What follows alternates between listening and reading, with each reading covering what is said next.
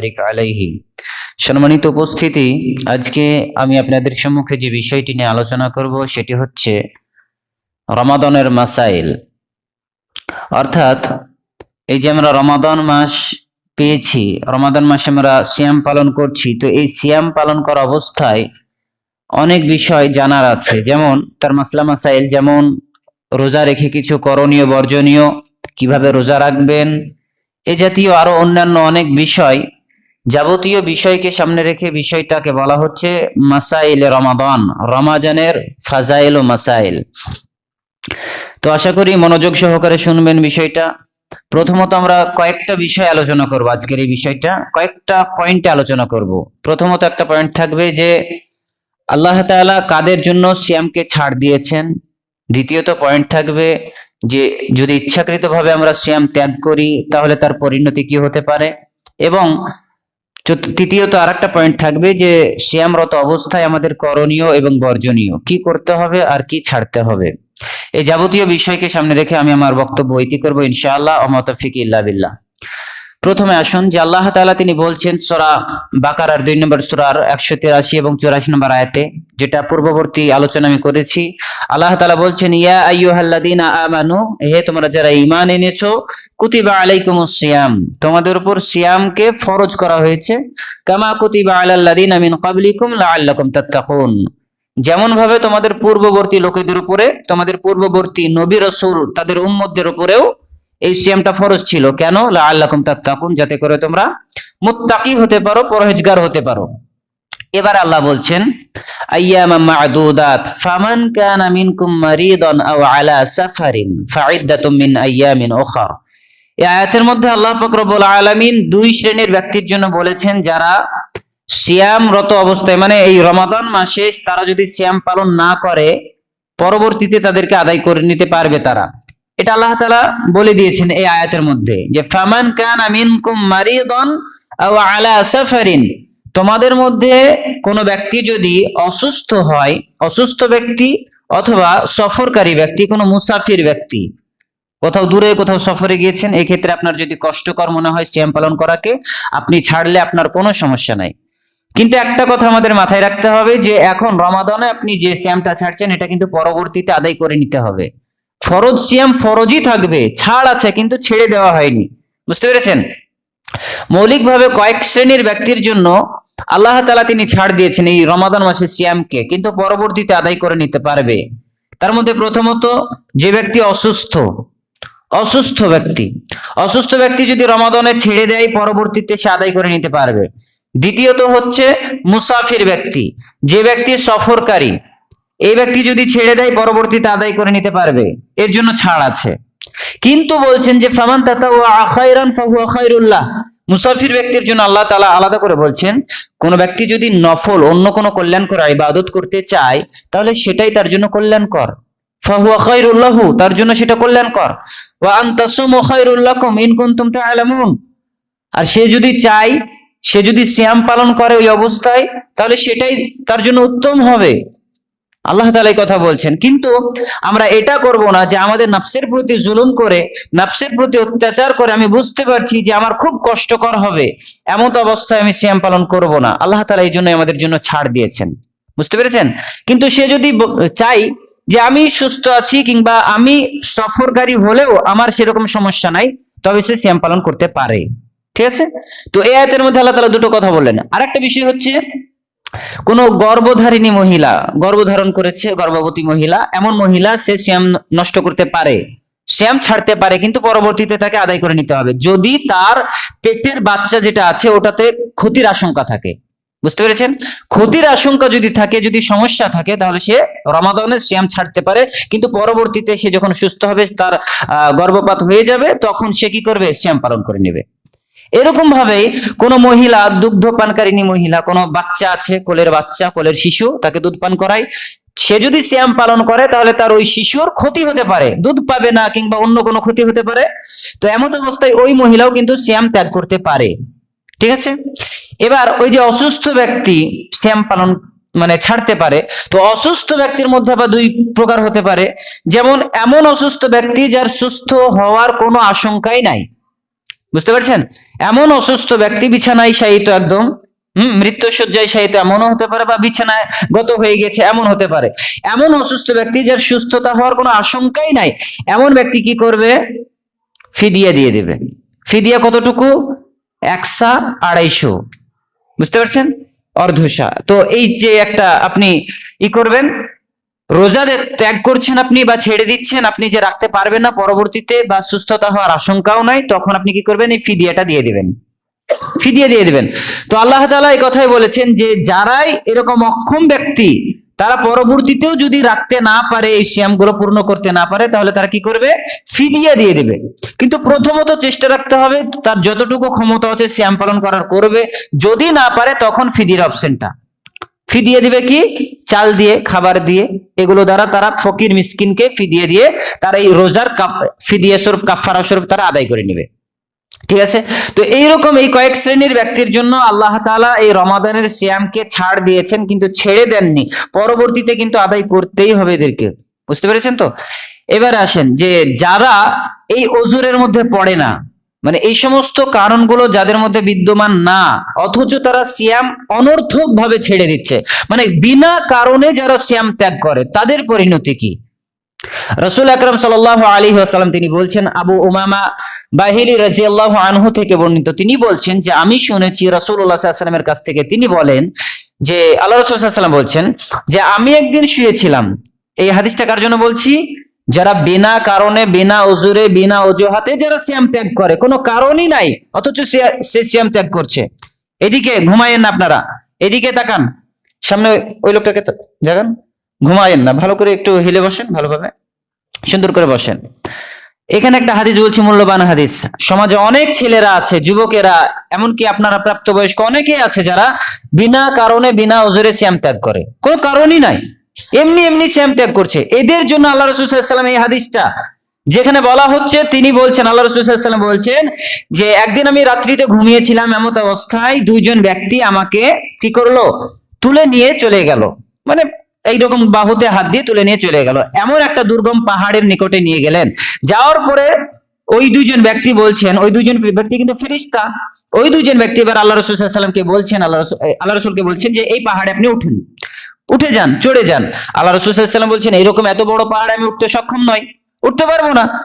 তখন ওই ব্যক্তি দুইজন, মানে ফেরেশতা দুইজন বলছেন কি যে আপনি উঠুন, আপনার জন্য আমরা মানে সহজ করে দিব। তো আল্লাহ রাসূল সাল্লাল্লাহু আলাইহি ওয়াসাল্লাম উঠে গেলেন ওই পাহাড়ের উপরে। উঠার পরে একদম বিশাল আর্তনাদ শুনতে পাচ্ছেন, বিশাল চিৎকারের আওয়াজ শুনতে পাচ্ছেন। তো আল্লাহ রাসূল সাল্লাল্লাহু আলাইহি ওয়াসাল্লাম যখন জিজ্ঞাসা করলেন যে এরা কারা, তখন জিবরাইল আলাইহিস সালাম বললেন যে এরা হচ্ছে জাহান্নামের অধিবাসী।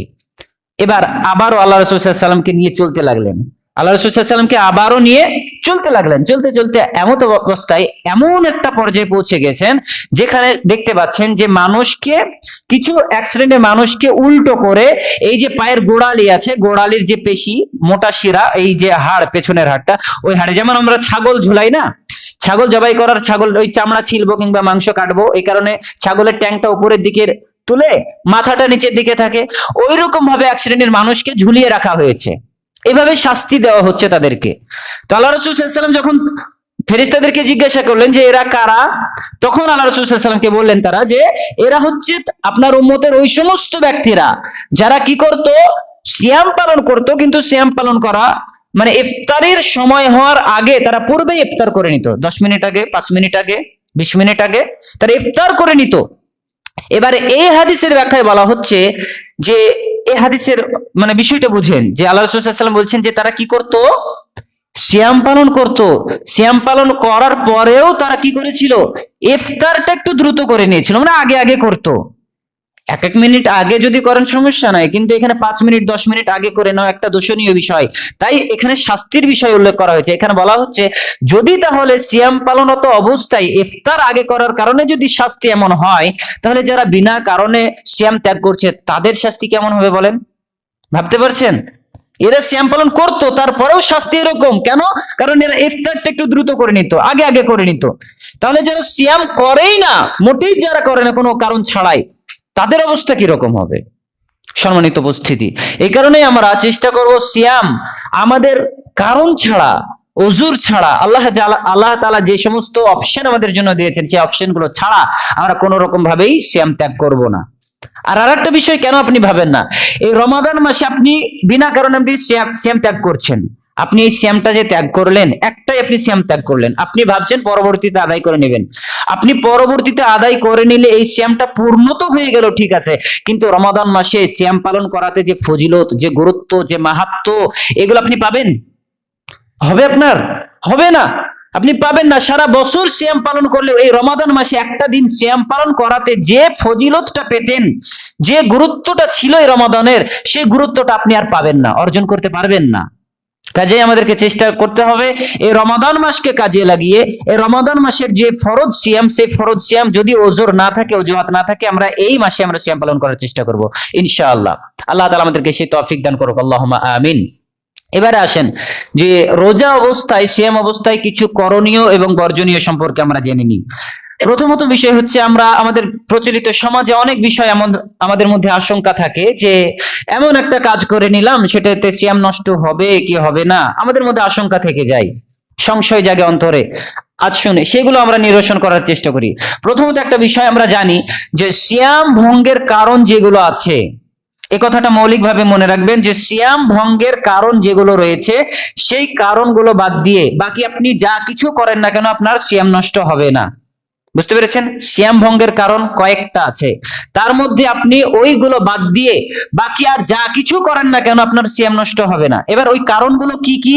কারণগুলোর মধ্যে একটা বিষয় হচ্ছে, আপনি যদি ইচ্ছাকৃতভাবে পানাহার করেন, খেয়ে নেন কিছু, সেটা পানি হতে পারে অথবা কোনো খাবার হতে পারে, যদি ইচ্ছাকৃতভাবে কিছু খেয়ে নেন তাহলে আপনার সেক্ষেত্রে রোজা নষ্ট হয়ে যাবে। বুঝতে পেরেছেন? তো এটা একটা কারণ হলো। দ্বিতীয় কারণ হচ্ছে, সিয়ামরত অবস্থায় আপনি এমন ইনজেকশন ব্যবহার করলেন অথবা সেলাইন ব্যবহার করলেন যার মাধ্যমে আপনার শরীরে খাবার ঢোকানো হচ্ছে। বুঝতে পারছেন? সেলাইনের মাধ্যমে অথবা আপনি ইনজেকশনের মাধ্যমে যদি গ্লুকোজ অথবা এই জাতীয় অন্যান্য কোনো খাবার যদি আপনার শরীরে ইনপুট করা হয়, ভরা হয়, তাহলে সেক্ষেত্রে আপনার সিয়াম নষ্ট হয়ে যাবে। তৃতীয়ত হচ্ছে যে সিয়ামরত অবস্থায় কেউ যদি স্ত্রী সহবাস করে অথবা ইচ্ছাকৃতভাবে বীর্যপাত ঘটায়, হস্তমৈথুনের মাধ্যমে অথবা অন্য কোনো মাধ্যমে যদি বীর্যপাত ঘটায়, তাহলে কিন্তু এই ক্ষেত্রে তার সিয়াম নষ্ট হয়ে যাবে। আর এই ক্ষেত্রে তার কাফফারা ওয়াজিব হয়ে যাবে তার উপরে। অন্যান্য ক্ষেত্রে তার ওই সিয়ামটা কিন্তু মানে নষ্ট হয়ে গেল, ঠিক আছে, কিন্তু পরবর্তীতে আদায় করে নিতে হবে, ঠিক আছে। কিন্তু এই যে সিয়ামরত অবস্থায় দিনের বেলায় স্ত্রী সহবাস সে যদি করে, তাহলে রাসূলুল্লাহ সাল্লাল্লাহু আলাইহি ওয়াসাল্লাম তিনি বলছেন, হযরত আয়েশা রাদিয়াল্লাহু আনহা থেকে বর্ণিত, তিনি বলেন রাসূল আকরাম সাল্লাল্লাহু আলাইহি ওয়াসাল্লাম বলছেন যে এই অবস্থায় কাফফারা ওয়াজিব হয়ে যাবে। কেমন কাফফারা? ওই যে ওই সাহাবী আয়েশা রাদিয়াল্লাহু আনহা বলছেন যে একজন সাহাবী, একজন ব্যক্তি আল্লাহ রাসূলের কাছে আসলেন। আল্লাহ রাসূলের কাছে এসে তিনি বলছেন যে হালাকতু, আমি বরবাদ হয়ে গেছি, আমি ধ্বংস হয়ে গিয়েছি। তো আল্লাহ রাসূল সাল্লাল্লাহু আলাইহি ওয়াসাল্লাম বলছেন মালাক, তোমার কি হয়েছে, কি হলো? তো আল্লাহ রাসূল, ওই ব্যক্তি তখন আল্লাহ রাসূলকে বলছে, আল্লাহ রাসূল, আমি দিনের বেলায় আমার স্ত্রীর কাছে গিয়েছিলাম, সহবাস করেছে। তো এইরকম অবস্থায় আল্লাহ রাসূল সাল্লাল্লাহু আলাইহি ওয়াসাল্লামকে বলছেন যে আল্লাহ রাসূল, আমি এবার করব কি, আমার করণীয় কি? তো আল্লাহ রাসূল সাল্লাল্লাহু আলাইহি ওয়াসাল্লাম তখন বলে দিলেন যে তুমি কি একটা গোলাম আজাদ করতে পারবে, একটা কৃতদাস আজাদ করতে পারবে? তখন ওই সাহাবী বলছেন যে না, আমি পারবো না। পারবে না, সে একদম গরিব অসহায় ব্যক্তি, সে পারবে না। তো দ্বিতীয় অপশনে তিনি বললেন যে যেহেতু তুমি এটা আদায় করতে পারবে না, তাহলে তুমি কি একদম লাগাতার কন্টিনিউয়াসলি একদম তুমি 60 খানা রোজা রাখতে পারবে? 60 খানা, 7 খানা লাই, 60 খানা রোজা, ঠিক আছে, 60। তো এই 60 খানা রোজা রাখতে পারবে? তখন ওই সাহাবী বলছেন যে না, পারবো না। বুঝতে পারছেন? সে এটাও পারবে না। এবার তৃতীয় অপশনে যাচ্ছেন, তাহলে তুমি 60 জন মিসকিনকে খাওয়াতে পারবে? 60 জন মিসকিনকে, 60 খানা রোজা যেহেতু রাখতে পারছে না, তাহলে 60 জন মিসকিনকে খাওয়াতে পারবে? তখন বলছে যে না, এটাও পারবে না। সে, তার কাছে তো খাবার নেই, সে তো গরিব মানুষ, সে তো গরিব ব্যক্তি। তো তিনটাই কিন্তু পারলো না। এইরকম অবস্থায় বলা হচ্ছে যে আল্লাহ রাসূল সাল্লাল্লাহু আলাইহি ওয়াসাল্লামের কাছে এক ঝুড়ি, একটা মানে টুকরিতে খেজুর আসলো। খেজুর আসার পরে আল্লাহ রাসূল সাল্লাল্লাহু আলাইহি ওয়াসাল্লাম ওই ব্যক্তিকে দিলেন। দেওয়ার পরে কি করলেন? বললেন যে তুমি এগুলো মদিনার এই প্রান্তে ও প্রান্তে, মানে বিভিন্ন প্রান্তে যারা গরিব অসহায় তাদের মাঝে বিতরণ করে দাও, বিলিয়ে দাও। তাহলে তোমার এই যেটা মানে সিয়াম ত্যাগ করেছো মানে সহবাসের দ্বারাই, সেটা তোমার কাফফারা হয়ে যাবে। তো আল্লাহ রাসূল সাল্লাল্লাহু আলাইহি ওয়াসাল্লামকে ওই সাহাবী তখন বলছেন, আল্লাহ রাসূল সাল্লাল্লাহু আলাইহি ওয়াসাল্লাম, আমার চাইতে এই মদিনার বুকে আর কেউ কি গরিব আছে? আমার চাইতে কোনো অসহায় ব্যক্তি কি আছে? অভাবগ্রস্ত কেউ কি আছে? তখন আল্লাহ রাসূল সাল্লাল্লাহু আলাইহি ওয়াসাল্লাম হেসে উঠলেন। হেসে উঠলেন আল্লাহ রাসূল সাল্লাল্লাহু আলাইহি ওয়াসাল্লাম ওই ব্যক্তির কথা শুনে। আর পরিশেষে আল্লাহ রাসূল সাল্লাল্লাহু আলাইহি ওয়াসাল্লাম বললেন যে যাও, এই খেজুরগুলো তুমি এবং তোমার আহাল বর্গ খাও, কারণ তারাই অসহায় গরিব ছিল। তো এই হাদিসের আলোকে বলা হচ্ছে যে কোনো ব্যক্তি যদি রোজার অবস্থায় মানে দিনের বেলায় স্ত্রী সহবাস করে অথবা ইচ্ছাকৃতভাবে বীর্যপাত ঘটায়, তাহলে এই ক্ষেত্রে তার উপর কাফফারা ওয়াজিব হবে। আর কাফফারা হচ্ছে প্রথমত একটা গোলাম আজাদ করা, আর এই প্রচলন আমাদের সমাজে নাই, তাই এটা বাতিল। দ্বিতীয় হচ্ছে আপনাকে লাগাতার কন্টিনিউ 60 খানা রোজা রাখতে হবে, মাঝখানে বাদ দেওয়া চলবে না, একদম কন্টিনিউ আপনাকে 60 খানা রোজা রাখতে হবে। যদি না পারেন তারপরে আপনার তৃতীয় অপশন হচ্ছে কি, যে আপনি 60 জন মিসকিনকে খাবার দেবেন। বুঝতে পারছেন? 60 জন মিসকিনকে খাবার দিবেন, এটা হচ্ছে একদিনের কাফফারা। তাহলে আপনি যদি 30 খানা রোজা ত্যাগ করেন এরকম এই ক্ষেত্রে, তাহলে আপনি দেখেন আপনার অবস্থা কি রকম হবে। বুঝতে পেরেছেন? তো এটা হচ্ছে একটা সিয়াম ভঙ্গের কারণ। এবার আসি 4 নম্বর কারণ আছে, যেটা মহিলাদের ক্ষেত্রে প্রযোজ্য। তাদের যদি নিফাস মেন্স যদি হায়েজ আসে, তাহলে এই ক্ষেত্রে তাদের সিয়াম নষ্ট হয়ে যাবে। সেটা যদি সাহারি খাওয়ার পরে সকালে যদি আসে, তাও সিয়াম নষ্ট হয়ে যাবে, অথবা ইফতার করার 5 মিনিট আগেও যদি এই নিফাস বা মেন্স আসে, তাও কিন্তু তাদের সিয়াম নষ্ট হয়ে যাবে। বুঝতে পারছেন? যে সারাদিন সে মানে সিয়ামরত অবস্থায় ছিল, 5 মিনিট আগে মেন্স হয়েছে, মানে সে এই 5 মিনিটও থেকে যাবে, তার কিন্তু সিয়াম হবে না। বুঝতে পারছেন? এক্ষেত্রে তার সিয়াম হবে না। এরপরে আরো আছে, যেমন মুরতাদ হয়ে গেলে তার সিয়াম নষ্ট হয়ে যাবে। হ্যাঁ, তো এরকম যাবতীয় এই কয়েকটা কারণ যা আছে, এই কারণগুলোতে আপনার সিয়াম নষ্ট হয়ে যায়। ঠিক আছে? এবার সিয়াম নষ্ট হয় না কোন কারণে? যেমন আপনি যদি অনিচ্ছাকৃতভাবে ভুলবশত আপনি যদি খেয়ে নেন কিছু, তাহলে আপনার রোজা নষ্ট হয়ে যাবে না। যেখানে আল্লাহ রাসূল সাল্লাল্লাহু আলাইহি ওয়াসাল্লাম বলছেন, ইজা নাসিয়া, তোমাদের মধ্যে যখন কেউ ভুলে যাবে, সিয়ামরত অবস্থায় কেউ আছে, এই অবস্থায় ভুলে যাচ্ছে, ফাশারিবা, হ্যাঁ, ফা ওয়া তাআমা ওয়া শারিবা, এই অবস্থায় সে কিছু খেয়ে নিল অথবা পান করে নিল, ফায়ুতিম্মা সাওমাহু, সে যেন তার সিয়ামকে পূর্ণ করে নেয়। যদিও আমি ভুল করে খেয়ে নিয়েছি হয়তো, কিন্তু আল্লাহ রাসূল সাল্লাল্লাহু আলাইহি ওয়াসাল্লাম কি বলছেন, যে সে যেন তার সিয়ামকে পূর্ণ করে নেয়। কারণ কি? কারণ তাকে আল্লাহ তাআলা তাকে খাওয়িয়েছেন, আতা'আমাল্লাহু ওয়া সাকাহু, আল্লাহ তাকে খাইয়েছেন এবং পান করিয়েছেন। বুঝতে পারছেন? আল্লাহ রাসূল সাল্লাল্লাহু আলাইহি ওয়াসাল্লাম এটা বলছেন। তাহলে কেউ যদি ভুলবশত খেয়ে নেন, আপনারা তো সজাগ হয়ে গিয়েছেন, জানেন, কিন্তু বাচ্চা ছেলেরা অনেকে যারা রোজা রাখে তারা জানে না এই বিষয়গুলো। আপনারা তাদেরকে গাইড করবেন, জানাবেন এই বিষয়গুলো, যে ভুলবশত খেয়ে নিলে রোজা নষ্ট হবে না। ঠিক আছে? সেজন্য সিয়াম পূর্ণ করে নেয়, আর কিছু যেন না খায়। ঠিক আছে? আর আল্লাহ তাআলা তাকে খাওয়ায় এবং পান করায়। বুঝতে পারছেন? তো এটা হচ্ছে ভুলবশত খেলে কোনো সমস্যা নাই। দ্বিতীয় হচ্ছে অনিচ্ছাকৃতভাবে যদি আপনি বমি করেন, তাহলে রোজা নষ্ট হবে না। কিন্তু ইচ্ছাকৃতভাবে যদি আপনি বমি করেন, তাহলে আপনার রোজা নষ্ট হয়ে যাবে। আপনি রাস্তার পাশ দিয়ে যাচ্ছেন, যেতে যেতে আপনি দেখতে পাচ্ছেন এত দুর্গন্ধযুক্ত অথবা আপনার অরুচিকর কুরুচিকর কিছু আপনি বিষয় দেখতে পেলেন, কিছু দেখতে পেলেন, এরকম অবস্থা আপনার সহ্য হচ্ছে না, আপনি মুখে হাত ভরে আপনি বমি করে ফেলে দিলেন। এই যে ইচ্ছাকৃতভাবে আপনি আর বমি করা, এটা হচ্ছে রোজা ভঙ্গের কারণ। কিন্তু অনিচ্ছায়, আপনার ইচ্ছা নাই, তারপরে এমনি এমনি বমি চলে এসেছে, এক্ষেত্রে রোজা নষ্ট হবে না। ঠিক আছে? আরো বিষয় আছে, যেমন আপনি পরীক্ষার জন্য যদি রক্ত দেন, রক্ত পরীক্ষা করেন, তাহলে আপনার রোজা নষ্ট হবে না। আবারও আপনি যদি কানে যদি ওষুধ লাগান, ড্রপ ব্যবহার করেন, চোখে ড্রপ ব্যবহার করেন, নাকে ড্রপ ব্যবহার করেন, এক্ষেত্রে আপনার রোজা নষ্ট হবে না। মৌলিকভাবে বলতে গেলে এমন কোন বিষয় আপনার বাইরে থেকে ভিতরে প্রবেশ করা, খাবার জাতীয় হোক অথবা অন্য কিছু খাবারের মাধ্যমে কিছু প্রবেশ করা, সেটা যদি পাকস্থলী পর্যন্ত পৌঁছায়, তাহলে কিন্তু সিয়াম নষ্ট হয়ে যাবে। ঠিক আছে? পাকস্থলী পর্যন্ত পৌঁছায়। আর যদি পাকস্থলী পর্যন্ত না পৌঁছায়, তাহলে সেটাতে সিয়াম নষ্ট হবে না। এবার কানে যখন আপনি ড্রপ ব্যবহার করছেন, চোখে ড্রপ ব্যবহার করছেন, এটাতে আপনার পাকস্থলী পর্যন্ত পৌঁছাচ্ছে না। এমন ভাবে আপনি যদি ইনহেলাল ব্যবহার করেন, হ্যাঁ, ইনহেলাল যেটা শ্বাস নেওয়ার জন্য আপনার শ্বাসকষ্টে কষ্ট হওয়ার ক্ষেত্রে আপনি যেটা গ্যাস ব্যবহার করছেন, এটা আপনার গলা পর্যন্ত পৌঁছায়, হয়তো পাকস্থলী পর্যন্ত পৌঁছায় না, এক্ষেত্রে আপনার সিয়াম নষ্ট হবে না। হিজামা লাগাতে পারেন, আপনি শিঙা লাগাতে পারেন, এটাতেও আপনার সিয়াম নষ্ট হবে না। বুঝতে পারছেন কি? তো সিয়াম ভঙ্গের কারণ আমি বললাম কয়েকটা কারণ, ওগুলো। আর এগুলো হচ্ছে সিয়াম না ভাঙার কারণ। এমন ভাবে আপনি টুথপেস্ট ব্যবহার করতে পারেন, মাজন ব্যবহার করতে পারেন, যাতে ভিতরে না চলে যায়, এটা আপনি খেয়াল রাখবেন। এমন ভাবে আপনি এটাও করতে পারেন, যে অনেকে বলে যে সিয়ামরত অবস্থায় বেশি বেশি গোসল করা যাবে না, শরীরে নাকি পানি শোষণ করে, তাই তার সিয়াম নষ্ট হয়ে যাবে। এ কথাও ঠিক নয়। আপনি করতে পারেন, কোনো সমস্যা নাই। আপনার যদি এমনও সমস্যা হয়, আপনি বারবার কুলিও করতে পারেন।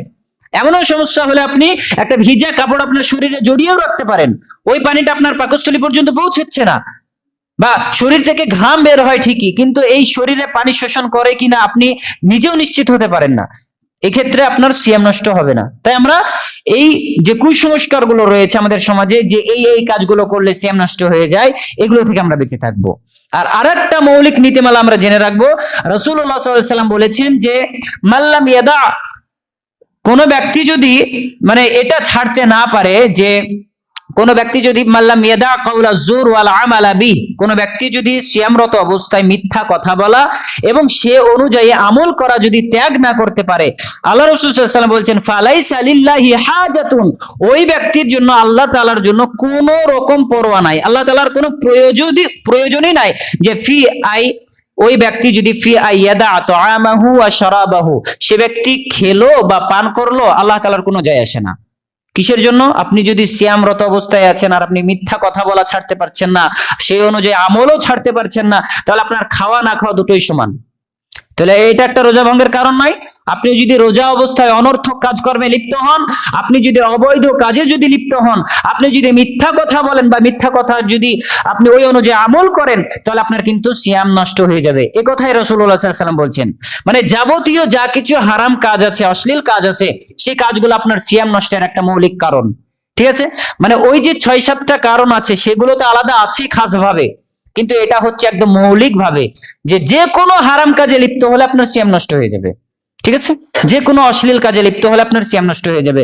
সেটা হতে পারে আপনার মোবাইলে রিলস দেখার মাধ্যমে, হতে পারে কোনো অশ্লীলতা, কোনো গান বাজনা শোনার মাধ্যমে, হতে পারে আপনার বিড়ি বাঁধার মাধ্যমে, হতে পারে আপনি ভাবছেন যে সারাদিন আমি সিয়াম পালনরত অবস্থায় আছি, সময় কিভাবে পার করব বুঝতে পারছি না, তো এই অজুহাত দেখে আপনি কি করছেন?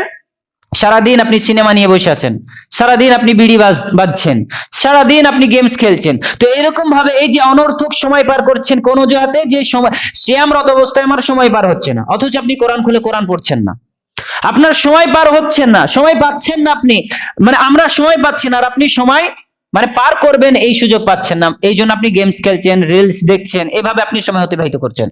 তো এইরকম অনর্থক কাজকর্ম যদি আপনি লিপ্ত থাকেন, তাহলে কিন্তু আপনার সিয়াম থাকবে না। রোজা থাকতে পারে, আমি এর আগে বলেছিলাম রোজা আর সিয়ামের মধ্যে আমাদেরকে পার্থক্য করতে হবে। রোজা মানে হচ্ছে উপবাস থাকা, উপোস থাকা, না খেয়ে থাকা। আর সিয়াম যেটা আল্লাহ বলেছেন, নির্দেশ দিয়েছেন, সিয়াম মানে হচ্ছে বিরত থাকা। সিয়ামের পারিভাষিক অর্থ হচ্ছে, শরীয়তের পরিভাষায় সিয়াম বলা হয় যে সুবহে সাদিক থেকে নিয়ে, মানে ভোর থেকে নিয়ে সূর্যাস্ত পর্যন্ত যাবতীয় পানাহার, খাওয়া পান করা যা কিছু আছে এই সমস্ত কিছু, এবং স্ত্রী সহবাস, অশ্লীলতা, যাবতীয় নোংরামি কাজ থেকে আপনি বেঁচে থাকবেন। এই বেঁচে থাকার নাম হচ্ছে সিয়াম পালন করা। আর শুধু আপনি যে না খেয়ে আছেন, না খেয়ে থাকার মাধ্যমে আপনি যা কিছু আপনি খারাপ কাজ এমনি দিনে করেন, সেই খারাপ কাজগুলো এই সিয়ামরত অবস্থাতেও করছেন, এরকম অবস্থায় না খেয়ে থাকা হচ্ছে, উপোস থাকা হচ্ছে, কিন্তু আপনার সিয়াম থাকা হবে না। আর সিয়াম থাকতে গেলে কি করতে হবে? যেমন ভাবে আমরা সিয়াম রাখছি পেটের জন্য আমরা সিয়াম রাখি না, পেটের সিয়াম কিভাবে রাখি? না খাওয়ার মাধ্যমে। এইভাবে আমাদেরকে সিয়াম রাখতে হবে। কানের সিয়াম কিভাবে রাখবো? অশ্লীলতা না শোনার মাধ্যমে। এভাবেই মুখের সিয়াম রাখতে হবে। মুখের সিয়াম কিভাবে রাখবো? কোনো অশ্লীল বাক্য না বলার মাধ্যমে, কোনো গালিগালাজ না করার মাধ্যমে, কোনো গীবত না করার মাধ্যমে, হ্যাঁ, কোনো মিথ্যা না বলার মাধ্যমে। এটাও হচ্ছে মুখের সিয়াম। আমরা বর্তমানে সিয়াম পালন করি শুধুমাত্র পেটের সিয়াম, না খাওয়ার মাধ্যমে, কিন্তু সিয়াম পালন করতে হবে প্রত্যেকটা অঙ্গ প্রত্যঙ্গের। শরীরে যা কিছু অঙ্গ আছে সেই অঙ্গগুলোরও সিয়াম পালন করতে হবে। কানের সিয়াম আছে, চোখের সিয়াম আছে। চোখের সিয়াম হচ্ছে অশ্লীল না দেখার মাধ্যমে সিয়াম পালন করা। সিয়াম মানে হচ্ছে বিরত থাকা। আর চোখ দিয়ে আপনি যখন সিয়াম পালন করবেন, খারাপ জিনিসটা যখন ত্যাগ করবেন, দেখবেন না, এটা হচ্ছে চোখের সিয়াম। এরকম সিয়াম আমরা কয়জন আদায় করি বলেন? কয়জন পালন করি আমরা সিয়াম? সিয়াম পালন করা শুধু না খেয়ে থাকার নাম তো নয়। না খেয়ে থাকা মানে শুধুমাত্র পেটের সিয়াম পালন করলেন। তাহলে হাতের সিয়াম, চোখের সিয়াম, কানের সিয়াম, মুখের সিয়াম কিভাবে আপনি আদায় করবেন? করি না আমরা আজকে বর্তমানে। আমাদেরকে চেষ্টা রাখতে হবে। সম্মানিত উপস্থিতি, তো এই যাবতীয় বিষয়গুলো যা কিছু বললাম, প্রথমত এই সিয়াম নষ্টের কারণগুলো আপনারা মানে বুঝে রাখবেন। আর দ্বিতীয়ত ওই যেগুলো নষ্ট হয় না সেগুলো বুঝে রাখবেন, যে অনর্থক ভাবে আমরা বলবো না যে এটা করলে সিয়াম নষ্ট হয়ে যায়, অথচ তাতে নষ্ট হয় না। এই বিষয়ে আমরা জ্ঞান রাখবো ইনশাআল্লাহ। এবারে সংক্ষিপ্ত আলোচনা করি যে সিয়াম যে আমরা পালন করছি, এই সিয়ামের আরেকটা মাসাইল রয়েছে, যে সাহারি করা এবং ইফতার করা। এক্ষেত্রে রাসূলুল্লাহ সাল্লাল্লাহু আলাইহি ওয়াসাল্লাম বলছেন যে সাহারি খাওয়া উত্তম। জি, সাহারি খাওয়াটা উত্তম, একটা সুন্নাহ, একটা আল্লাহ রাসূলের সুন্নাত। ঠিক আছে? আল্লাহ রাসূল সাল্লাল্লাহু আলাইহি ওয়াসাল্লাম বলছেন তাসাহারু ফা ইন্না ফিস সুহুরি বারাকা, যে তোমরা সাহারি খাও কারণ সাহারিতে বরকত রয়েছে। আল্লাহ রাসূল সাল্লাল্লাহু আলাইহি ওয়াসাল্লাম কথা বলছেন। তাহলে এবার আপনাদের প্রশ্ন জাগতে পারে যে সাহারি যদি না খায় তাহলে কি রোজা হবে না? জি, রোজা হয়ে যাবে। আপনি যে সিয়াম পালন করছেন, আপনি সাহারি খেতে পারেননি, আপনি সাহারির পরে আপনি উঠেছেন, ঘুম থেকে জাগ্রত হতে পেরেছেন, তো এই ক্ষেত্রে আপনি যদি সিয়াম পালন করেন আপনার সিয়াম হয়ে যাবে, কিন্তু সাহারি যদি খেতেন আগে উঠে তাহলে আপনার সেই সাহারিতে সারাটা দিনে এই সিয়ামে আপনার একটা বরকত থাকতো, একটা বারাকা থাকতো, সেই বরকত থেকে আপনি বঞ্চিত হয়ে যাবেন। ঠিক আছে, ইচ্ছাকৃতভাবে আপনি সাহারি ত্যাগ করবেন না, ইচ্ছাকৃতভাবে সাহারি ত্যাগ করবেন না। আর সাহারিতে উত্তম খাবার রাসূলুল্লাহ সাল্লাল্লাহু আলাইহি ওয়াসাল্লাম বলছেন যে সাহারির জন্য উত্তম খাবার হচ্ছে খেজুর। খেজুর হচ্ছে সাহারির জন্য উত্তম খাবার। সুতরাং আমাদের যেহেতু জাতীয় খাবার আমাদের ভাত, আমরা ভাত খাই, রুটি খাই, অনেকে অনেক কিছু খায়, তো সেক্ষেত্রে আপনি খেতে পারেন, সমস্যা নাই। কিন্তু আপনি যদি খেজুর খান, এটা হচ্ছে সাহারির জন্য একটা উত্তম খাবার, কল্যাণকর খাবার। ঠিক আছে, এই জন্য আপনি চেষ্টা করবেন এই সাহারিতে এই খেজুর খাওয়ার এবং সাহারি করার, সাহারিতে বরকত আছে। এবার অনেক মানুষের প্রশ্ন জাগে যে এমন অবস্থায় আমি সাহারির সময় উঠলাম, জাগ্রত হলাম ঘুম থেকে, এই অবস্থায় দেখছি যে আমি অপবিত্র আছি, জানাবাত, অপবিত্র আছি। এই ক্ষেত্রে কি করবেন আপনি? এই ক্ষেত্রে আপনি সাহারি করে নেবেন। সলাতের জন্য শর্ত হচ্ছে আপনাকে ফরজ গোসল করতে হবে। আপনি রাত্রিতে স্ত্রী সহবাস করেছেন অথবা আপনার স্বপ্নদোষ হয়েছে, যে কোনো ক্ষেত্রে আপনি বীর্যপাত ঘটিয়েছেন, অনিচ্ছাকৃত ভাবে আপনার হয়ে গিয়েছে, এই ক্ষেত্রে আপনি যখন জাগ্রত হলেন এই অবস্থায় কি করবেন? সাহারি খেয়ে নেবেন। সাহারি খাওয়ার পরে আপনি গোসল করবেন, তারপরে সালাত আদায় করবেন। সালাতের জন্য শর্ত হচ্ছে ফরজ গোসল করা, সাহারির জন্য শর্ত নয় যে ফরজ গোসল করতে হবে। ঠিক আছে, এটাই আমরা সাহারির জন্য আমরা মনে রাখবো। রাসূলুল্লাহ সাল্লাল্লাহু আলাইহি ওয়াসাল্লাম বলছেন যে এই যে তাহাজ্জুদের আজানটা বা সাহারি খাওয়ার যে আজানটা, এটাও প্রমাণিত আছে। আল্লাহ রাসূল সাল্লাল্লাহু আলাইহি ওয়াসাল্লাম বলছেন যে আন্না বেলালান কানা ইউআদ্দিনু বিলাইলিন, যখন বেলাল রাদিয়াল্লাহু আনহু কিন্তু এই সাহারি খাওয়ার আজান দিতেন তখনকার সময়ে। তো আল্লাহ রাসূল সাল্লাল্লাহু আলাইহি ওয়াসাল্লাম বলছেন এই কথাই যে যখন বেলাল রাদিয়াল্লাহু আনহু এই সাহারি খাওয়ার আজান দেয়, তখন তোমরা ফাকুলু ওয়াশরাবু, তোমরা খাও এবং পান করো, যতক্ষণ পর্যন্ত আব্দুল্লাহ ইবনে উম্মে মাকতুম তিনি আজান দেয়। তিনি একজন অন্ধ সাহাবী, তিনি আজান দিতেন। আব্দুল্লাহ ইবনে উম্মে মাকতুম তিনি ফজরের আজান দিতেন, আর হযরত বেলাল রাদিয়াল্লাহু আনহু তিনি কিসের আজান দিতেন? এই যে সাহারি খাওয়ার আজান দিতেন। তো বেলাল যখন আজান দেয় তখন তোমরা খাওয়া শুরু করো, যখন আব্দুল্লাহ ইবনে উম্মে মাকতুম আজান দেয় তখন তোমরা খাওয়া শেষ করো। ঠিক আছে, তো এই যে একটা খাওয়ার একটা লিমিট আল্লাহ রাসূল সাল্লাল্লাহু আলাইহি ওয়াসাল্লাম বলে দিলেন। তো খেতে গেলে আমাদেরকে কি করতে হবে? একটা সময়, আমাদের যে রান্না করতে হয়, তারপরে আবার খেতে হয়, অনেক সময় লাগে। তো ঠিক আছে, আপনি সময় নেন, কোনো ব্যাপার নাই, কিন্তু সাহারি করতে হবে একটু লেটে, দেরিতে। আধ ঘন্টা 1 ঘন্টা আগে আপনি সাহারি করে বসে আছেন অথবা ঘুমিয়ে গেলেন নামাজ না পড়ে, এরকম করা চলবে না। এটা কিন্তু ইহুদিদের বৈশিষ্ট্য, মনে রাখবেন। সাহারি করতে হবে দেরিতে, আর ইফতার করতে হবে কখন? তাড়াতাড়ি, দ্রুত গতিতে। দ্রুত 5 মিনিট আগে নয়, সূর্য অস্তের সাথে সাথে, আজানের অপেক্ষা নয়। আজান আপনার 5 মিনিট পরেও হতে পারে, 10 মিনিট পরেও হতে পারে। আজানের সাথে ইফতারের সাথে নয়। ইফতারের সাথে কিসে? সূর্যাস্তের সাথে সাথে। সূর্য অস্ত কতই যাচ্ছে সেটা আপনি দেখেন। 5টা 38-এ সূর্যাস্ত হচ্ছে, আপনি 38-এ অথবা 37-এ আপনি ইফতার করেন। আপনি মনে করছেন সারাটা দিন আমি না খেয়ে থাকলাম, আর 5টা মিনিট থাকতে পারবো না, এরকম ভাবে আপনি অনর্থক ভাবে আপনি সময়টা নষ্ট করে দিলেন। 5 মিনিট পরে আপনি ইফতার করছেন, এটা কিন্তু ঠিক হবে না। আল্লাহ রাসূল সাল্লাল্লাহু আলাইহি ওয়াসাল্লাম বলছেন যে আমার উম্মতেরা ততদিন পর্যন্ত কল্যাণের মধ্যে থাকবে যতদিন পর্যন্ত তারা ইফতার তাড়াতাড়ি করবে। তাড়াতাড়ি যতক্ষণ পর্যন্ত ইফতার করবে, আমাদেরকে ইফতার করতে হবে তাড়াতাড়ি করে। 5 মিনিট 10 মিনিট বিলম্ব করা এটা উচিত নয়। যারা হানাফি ভাইরা আমার করে, এগুলো উচিত নয়। আল্লাহ রাসূল সাল্লাল্লাহু আলাইহি ওয়াসাল্লামের একটা আদেশ যে তোমরা তাড়াতাড়ি ইফতার করো। আমরা কি করছি? কাজে আমাদেরকে এটা চেষ্টা করতে হবে। তো ইফতার করতে হবে কি দিয়ে? তাজা খেজুর দিয়ে, যদি না পান শুষ্ক খেজুর দিয়ে, যদি না পান পানি দিয়ে, না পেলে যেটা আছে সেটা দিয়ে আপনি ইফতার করেন, কোনো সমস্যা নেই। ইফতার করতে হবে। আর ইফতার দেরিতে করা এটা সঠিক নয়। এটাও কিন্তু ইহুদিদের একটা নেচার, তাদের একটা বৈশিষ্ট্য। ঠিক আছে, এবার এখানে একটা বিষয় সংক্ষিপ্ত বলে শেষ করে দিই। রাসূলুল্লাহ সাল্লাল্লাহু আলাইহি ওয়াসাল্লাম এই সাহারি এবং ইফতারের জন্য একটা বিষয় বলে দিলেন, যে সাহারির জন্য বললেন কি, যে যখন বেলাল আজান দেয় তখন খাও, একটা পদ্ধতি চালু করে দিলেন। এবার আমাদের সমাজে প্রচলিত পদ্ধতি কি? যে সাহারির আগে ডেকে দিতে হবে মানুষকে, ইফতারের আগে 10 মিনিট আগে স্মরণ করিয়ে দিতে হবে মানুষকে।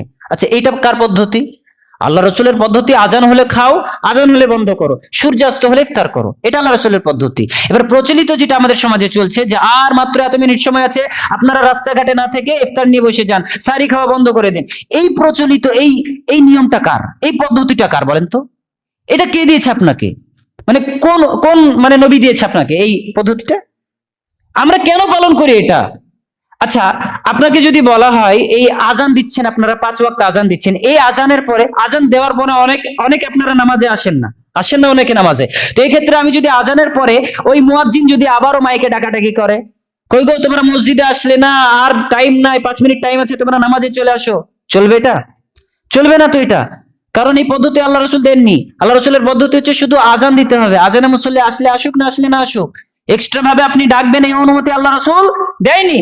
তাহলে এটা আল্লাহ রসুলের পদ্ধতি নয় বলে আমরা করছি না, আজানের পরে ডাকাডাকি করছি না। তাহলে আমরা কেন, আল্লাহ রসুল সাল্লাল্লাহু আলাইহি ওয়াসাল্লাম যখন বলছেন যে বেলাল আজান দিলে তোমরা খাও আর আব্দুল্লাহ ইবনে উম্মে মাকতুম আজান দিলে তোমরা খাওয়া বন্ধ করো, তাহলে সাহরির আজান একটা আছে, আবার ফজরের আজান আরেকটা আছে, দুটো আজান আল্লাহ রসুলের পদ্ধতি, মাঝখানে আমরা যেটা ডাকাডাকি করছি এটা কার পদ্ধতি? তাহলে বলেন এটা বেদাত হয়ে যাবে না? আপনাদের বিবেকে কি বলে এটা বেদাত হয়ে যাবে না? ভাবেন বিষয়টা। আল্লাহ রসুল বলছেন যে সূর্যাস্ত হলে তোমরা ইফতার করো, তাড়াতাড়ি ইফতার করো। তাহলে আমাদের উচিত সারাদিন যে না খেয়ে আছি 10 মিনিট আগে আমরা ইফতার নিয়ে বসে থাকবো? এবার আমরা বলছি কি যে মানুষ রাস্তাঘাটে থাকবে, কি কি অবস্থায় থাকবে, স্মরণে থাকবে না টাইম, তাই একবার মানুষের উপকারের জন্য টাইমটা বলে দেওয়া। কেন সে সারাদিন না খেয়ে আছে, তার একটা স্মরণে নাই যে তাকে খেতে হবে? তাকে উচিত তো তার যে স্মরণে রাখা যে আমাকে ইফতার নিয়ে বসতে হবে। আর আপনি মানুষের উপকারটা বুঝতে পারছেন, অথচ মানুষের কাছে আজকে অ্যাভেলেবেল ঘড়ি, রোজার চার্ট, এটা ওটা সেটা অনেক কিছু আছে উপস্থিত। আল্লাহ রসুলের জামানায় এগুলো ছিল না, তো আল্লাহ রসুলকে এই উপকারটা বুঝতে পারেননি তখন? আল্লাহ রসুল জানতেন না যে এইটা করলে মানুষকে যদি একটু, বিলালকে ডেকে যদি একটু কোনো কিছুর মিনারার উপরে অথবা পাহাড়ের উচ্চতায় যদি বলা হয়, ঘোষণা করে দেওয়া হয় যে এই মানুষেরা তোমরা ইফতারের জন্য রেডি হয়ে যাও, ডাকাডাকি করতে পারতেন না মানুষের উপকারের জন্য? তিনি করেননি। তাহলে আমরা কিভাবে বুঝে গেলাম আল্লাহ রসুলের চেয়ে বড় পণ্ডিত হয়ে গেলাম আমরা, যে আল্লাহ রসুল যে বিষয়টা বুঝলেন না মানুষের উপকার হবে, আর আমরা কিভাবে বুঝে গেলাম যে মানুষের উপকার হবে? কে বলেছে এগুলো করতে? তাই আমরা চেষ্টা করব এই অনর্থক ভাবে আল্লাহ রসুল থেকে যেগুলো প্রমাণিত নয়, এই সমস্ত যা কিছু আমরা আমল করি সেগুলো বর্জন করার। আর আল্লাহ রসুল যেগুলো করেছেন সেগুলো আমরা গ্রহণ করার চেষ্টা করব। অনেক মসজিদে এমন আছে যেগুলো সাহারির আজান দেওয়া হয় না, অনেক মসজিদে এমন আছে সাহারির জন্য আজান দেওয়া হয় না, অথচ সুন্নাহ আমরা আজান দিই না। তাহলে সুন্নাতকে আমরা বাদ দিয়ে এই বেদাত, এই গজল, এই কেরাত, এগুলো মাইকে চালু করে দিয়েছি আমরা। তো এগুলো অনর্থক, এগুলো আল্লাহ রাসূল থেকে প্রমাণিত নয়, কাজে আমরা এগুলো থেকে বাদ দেওয়ার চেষ্টা করব, আমাদের কাছ থেকে বর্জন করার চেষ্টা করবো ইনশাআল্লাহ। পরিশেষে আল্লাহর কাছে দোয়া করি আল্লাহ তাআলা আমাদেরকে সকলকে যেন এই রমাদান মাসে আমরা যারা সিয়াম পালন করছি, আমরা যেন সকলেই এই সিয়াম যাতে কবুল হয় সেই কবুলের মাধ্যমগুলো অবলম্বন করতে পারি, এবং রমাদানের মাসাইল যা কিছু আছে সেই সমস্ত মাসাইল যেগুলো বললাম সেগুলো প্রথমত আমি, তারপর আপনারা সকলেই যেন আমল করতে পারি, সেই তৌফিক আল্লাহ তাআলা আমাদেরকে দান করুন। আল্লাহুম্মা আমিন। ওয়া আখিরি দাওয়ানা আনিল হামদুলিল্লাহি রাব্বিল আলামিন। আল্লাহুম্মা সাল্লি আলা মুহাম্মাদ ওয়া আলা আলি মুহাম্মাদ কামা সাল্লাইতা আলা ইব্রাহিম ওয়া আলা আলি ইব্রাহিম ইন্নাকা হামিদুম মাজিদ। আল্লাহুম্মা বারিক আলা মুহাম্মাদ ওয়া আলা আলি মুহাম্মাদ কামা বারাকতা আলা ইব্রাহিম ওয়া আলা আলি ইব্রাহিম ইন্নাকা হামিদুম মাজিদ। সুবহানাকা রাব্বিকা রাব্বিল ইজ্জাতি আম্মা ইয়াসিফুন ওয়া সালামুন আলাল মুরসালিন ওয়া আলহামদুলিল্লাহি রাব্বিল আলামিন। আসসালামু আলাইকুম ওয়া রাহমাতুল্লাহ।